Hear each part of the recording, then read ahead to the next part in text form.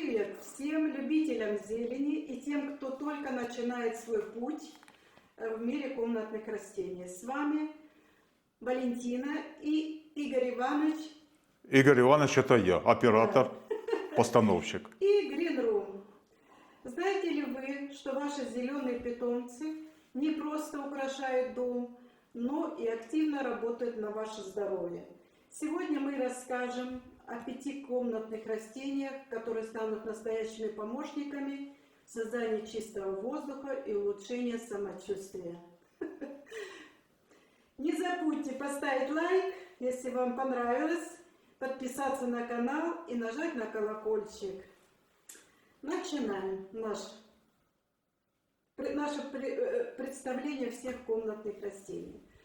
Значит, прежде перейти к нашим топ-5 комнатных растений, давайте разберемся, почему растения так важны. Они не только насыщают воздух кислородом, но и поглощают вредные токсины, выделяемые мебелью, бытовой химией, электроникой. Некоторые даже повышают влажность и борются с бактериями. Итак, какие же растения с этим справляются лучше всего? Значит, у меня здесь на столе топ-5 растений, которые действительно мощные для справления со всеми проблемами и с химическими реагентами. Дальше. Значит, первое, что у нас, это хлорофитум. Он обыкновенный у меня хлорофитум, много раз подрезала его. Вот, очень удобный в размножении и легко растет, и легко ухаживать за ним. Второй тоже самое хлорофитум, но более такой варигатный. Эти растения очень любят солнечные лучи, но не сильно, а рассеянный солнечный свет. Когда не хватает им света, они бледнеют. Дальше. Сансеверия. Вот это у меня сансеверия металлика. Это Black Coral сансеверия. Вы знаете, что я люблю сансеверия, и Игорь Иванович их тоже любит. Дальше идет у меня фикус. Фикус называется Мелани. Он же так же, как и фикус эластика, он тоже представляет особую ценность размножения. Вот такой фикус у меня Али. Их много видов фикусов. Также фикус такой же еще один. И самое главное у меня, то, что я приобрела недавно, это алоэ вера. Значит, я рассказала все названия, какие сегодня я буду представлять. И коротко расскажу о каждом понемногу. Ну, первое, это что? Это мои любимые сансеверии. Я их очень люблю, у меня их много. Я думаю, что Игорь Иванович ставит, вам покажет. Хорошо. Отрывочек небольшой моих сансеверий. Но там вот немного, не все, Игорь Иванович. Ничего. И в спальне же стоят, и в бюро в моем. Да. Покажем, Валя. Да. Ну, что я хочу рассказать о сансеверии. Сансеверия, ее называют еще по-другому тещин язык, змеиное растение, ну кто как. Вот. Отлично очищает воздух от формальдегида, бензола и выделяет ночью кислород. Идеально, вообще он подходит идеально для спальной комнаты, потому что он днем собирает вот эти все вредные вещества, и методом метаболизма он перерабатывает, и ночью он выделяет кислород, что очень полезно для здоровья. Вот в чем дело, я понял. Почему ночью мне так хорошо, Валя, рядом с тобой. Ну, вообще, уход за ним, он максимально неприхотлив. Выдерживает недостаток света, нерегулярный полив. Вот. Очень хорошее растение для начинающих. Еще он приносит моральное, как вот удовлетворение, то, что для начинающих они не боятся загубить это растение, потому что даже для начинающих это простое растение. И оно также визуально в квартире, оно, ну как кто минималист, для них самое лучшее это растение разводить, потому что оно не раскидистое, оно вот выглядит очень эстетично в интерьере. Дальше хлорофитум. Или же его по-другому называют паучье растение. Вот. один из самых эффективных очистителей воздуха, мощных очистителей, удаляет до 90% формальдегида из воздуха и, ну, в общем, в течение 24 часов. Что значит формальдегид? Формальдегид это когда вы приезжаете, допустим, покупаете новую мебель, она вся по новой покрашена или полакирована. То есть вот это вот растение, если вы покупаете в спальную комнату или же в кухню что-то вот типа таких вот полированных или лакированных мебели, то вы должны, не просто должны, вы можете приобрести это растение с учетом того, что оно очищает действительно воздух от этих формальдегидных выделений. Вот. Он также безопасен для животных. Хотя у него, вот я читала недавно, что хлорофит, он для нас вот, имеет какой-то, не для нас, а животные чувствуют специфический запах этого растения. И поэтому они любят его грызть. И оно безопасно, вообще безопасно для всех. Его можно ставить также и в комнаты для детей, и особенно в кухню я бы ставила, потому что при выделении угарного газа, если у кого газовые плитки или же газовые там что-то еще, то он вот это собирает, вот этот угарный газ, хлорофиту, и он перерабатывает его. Но что он, я заметила, его надо чаще купать. Его надо в ванную скупали, помыли, чтобы у него была чистая поверхность. И тогда он будет больше в себя втягивать вот эти все вредные вещества. У моей мамы был такой, Валентина. И она каждый листик вытирала, я помню, влажной тряпочкой. Потому что вот если жиры в кухне он находится, там может и жир собираться на нем, испарение, когда готовишь, и вот это вот жирный налет появляется. Ну, у меня зал совместный с кухней, и поэтому он находится у меня в зале. Я очень люблю это растение. Оно у меня уже несколько раз, я его обрезала, но я его не укореняю, потому что вот она вот так падает каскадами. Это очень красиво, эстетично. И также вот в интерьере квартиры хлорофит, он тоже имеет свое место быть. Не обязательно редкие растения бегать искать, а вот красота рядом. Он и дешево стоит, легко за ним ухаживать. Да, он водохлеб. Вот этот у меня находится на фитильном поливе. То есть вы можете посмотреть. Но у него корневая. А еще он любит удобрения. Я заметила это. Вот, видите, уже пустил корни у него. Ну, такое вот растение, конечно, вызывает уважение большое. То есть оно не прихотливое, не вредное. Валя не красивая, полезное. да еще и уважение вызывает. Нет, ты у меня на первом месте, ты же знаешь. Ну, я же до этого, чтобы сравнили меня с цветами. Все. Не, я не буду сравнивать, Валя. Пусть все так остается. Все. Дальше пойдем. Я отодвину. И вот такую красавицу я вам представлю. Вы даже не представляете, я ее полюбила. Это алоэ вера. Чем отличается? Есть два вида алоэ веры. Вот эта алоэ вера, она действительно лечебная. Потому что есть деревовидная алоэ вера, она не настолько лечебная.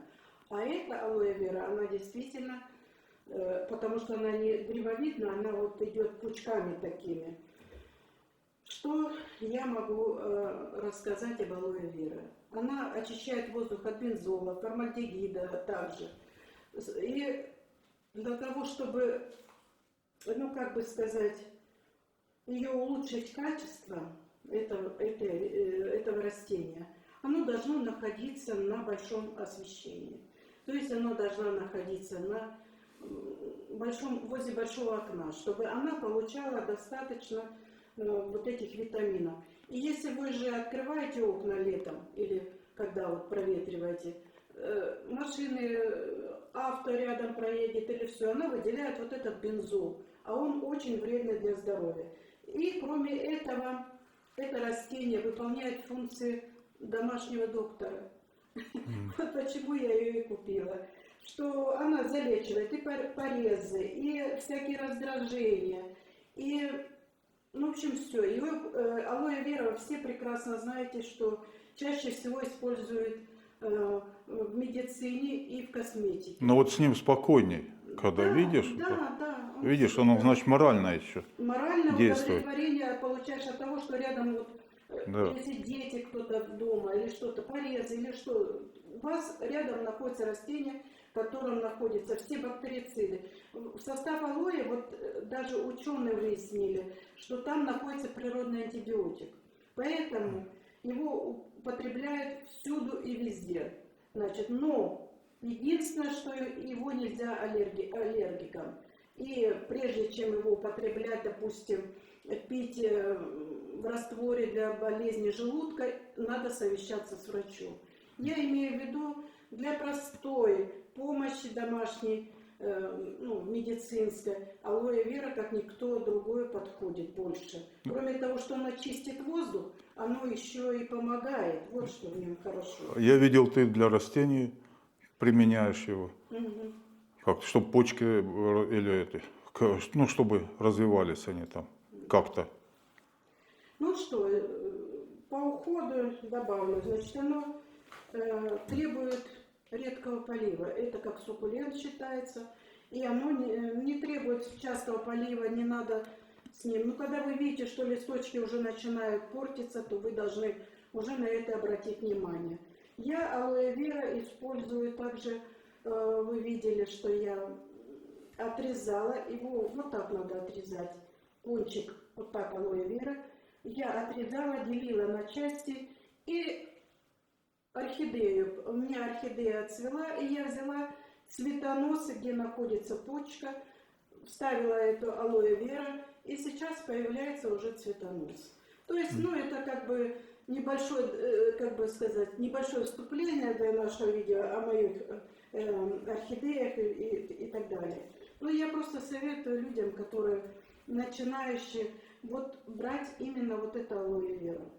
Очень хорошее растение, оно вообще красиво цветет, неприхотливое, не требует особого внимания и приносит большую пользу. Кроме того, оно красиво в интерьере также, правда? Да. Если поставить на какую-то отдельную подставочку, где большое окно, и оно будет вас радовать все время. Не, ну мы весной на балкон это самое поставим ее, да? Да. Ну, оно же приносит еще моральное вот, как бы удовольствие, правда? Так Вот что я имел в виду, конечно. Я же посмотрю и вроде спокойней на душе. Да. Ну, дальше мы начнем о лаванде рассказывать. Видите, у меня вот такие маленькие саше. Это я когда-то купила лаванду, просушила ее. Она сушится очень просто, потому что о лаванде очень много полезного и хорошего я могу рассказать. Во-первых, лаванда это первое, что может быть. У меня сейчас нет этого растения, я извиняюсь, что я так. И обычно оно у меня находится на балконе. И мы утром, когда выходим пить кофе на балкон, и запах лаванды, это вы не представляете, это и есть ароматерапия.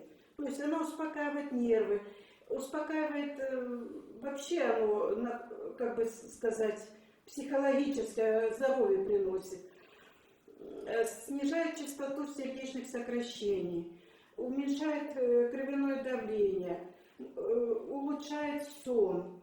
И также она, вообще у меня это находится, вот эти саше, мешочки находятся в спальне.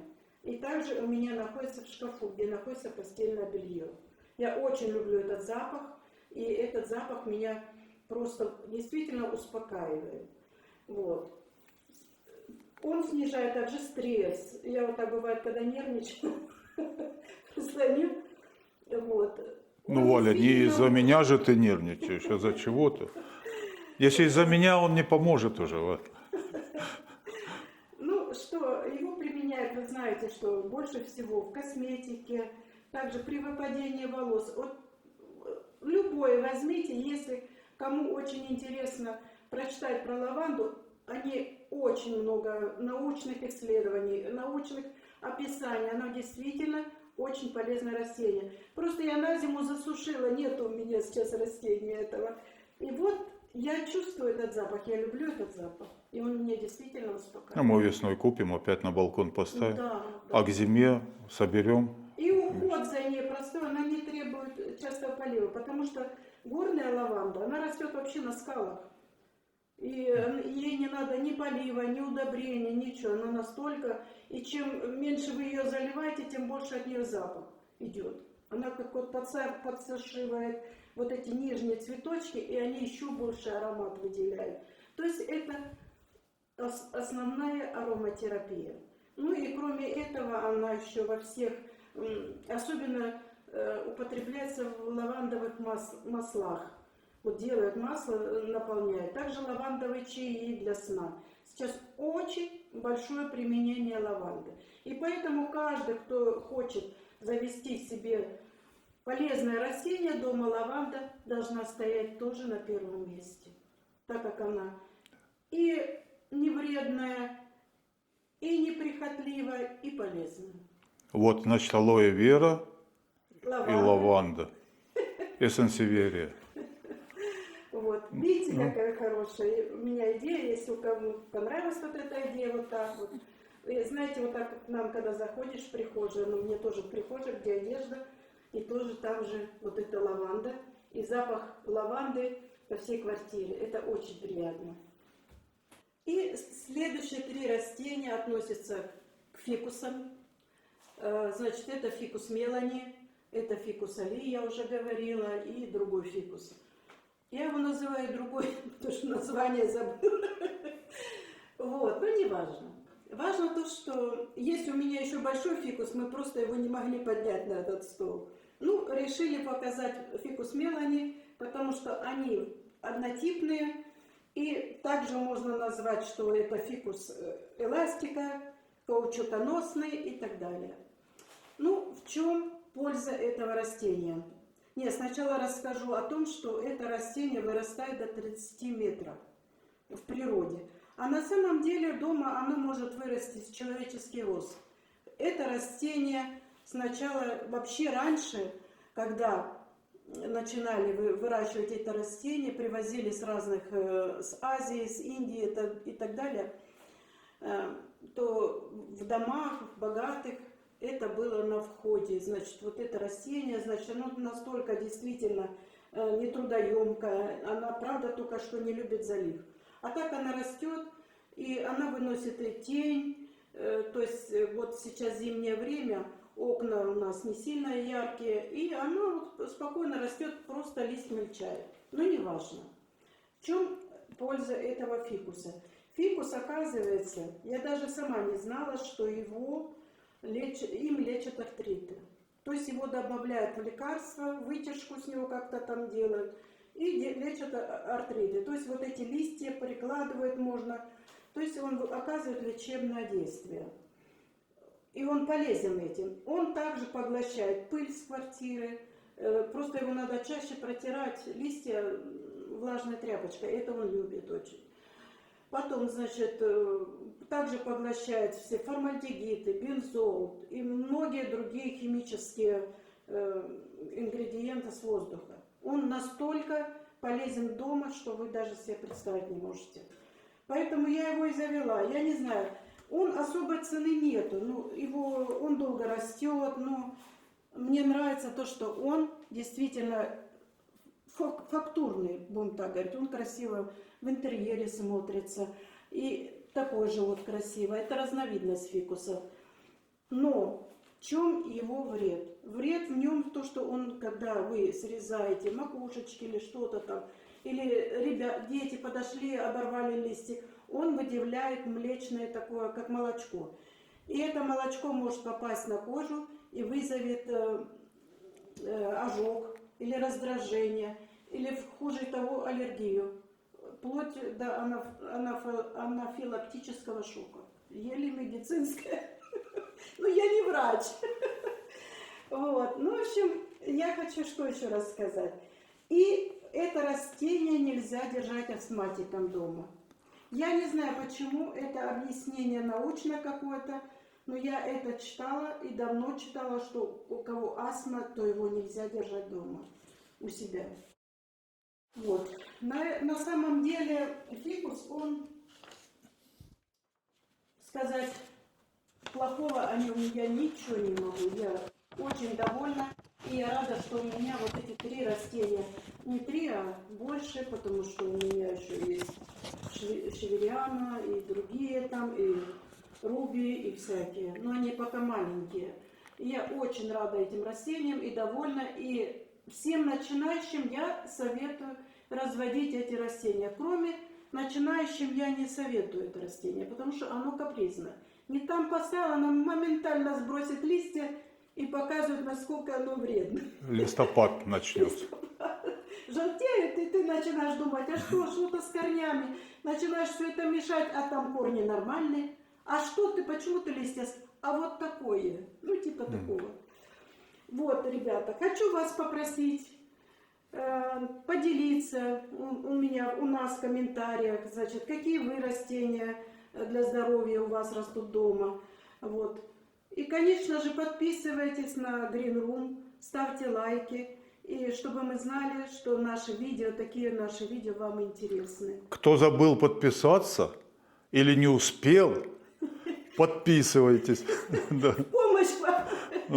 Помощь вам лаванда, она улучшает концентрацию и улучшает память. Ну все, на этом наше короткое видео. Надеюсь, вам понравилось. Короткое видео заканчивается. Желаем, как всегда, вам прекрасного дня, прекрасного вечера и хорошей погоды. У нас сегодня, кстати, такая погода мерзкая, что мы никуда не выехали даже. Да, второй день уже. Да. Ну, Все, ничего. до свидания, До ребята. свидания.